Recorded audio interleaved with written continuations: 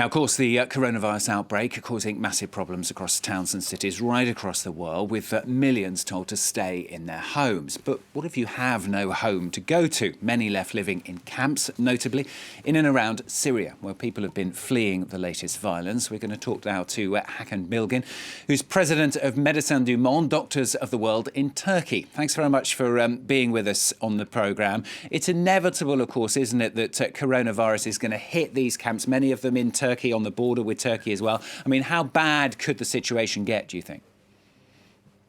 Well, the situation is already very, very bad. I mean, I think the last weeks we've been talking about what was happening in Idlib. This situation is just like another crisis in the crisis. And definitely we cannot, just ask people to stay home or in the camps. So it's crowded. People have to go out. They have to go out to, try to find their basic needs. The hospitals are being targeted. They have been targeted in the past. The health professionals have been targeted, and they are being targeted. So, we are facing, again, the worst case scenario in Syria, where we don't have neither the funding to be able to, have a proper response to, the corona pandemic.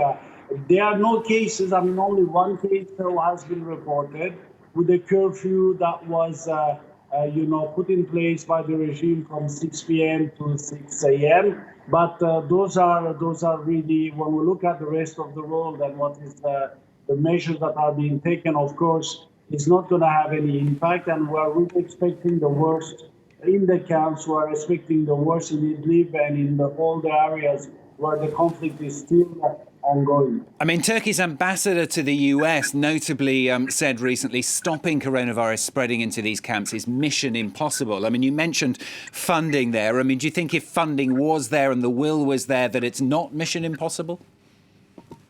Well, I mean, we have to do something. We can't just say that it's mission impossible and not to do anything. I mean, it's already, a hell over there. I mean, so then we cannot just sit back and say that, well, there's nothing we can do in any case. So let's sit and wait what will happen. So we have to do something. And we have a responsibility on acting on top of the crisis. Of course, the conflict should stop, and we have to make everything happen that it stops. But we also have the obligation to do everything that we can to reduce as much as we can the impact of the virus on the population inside Syria. So this is a responsibility that we cannot shy from.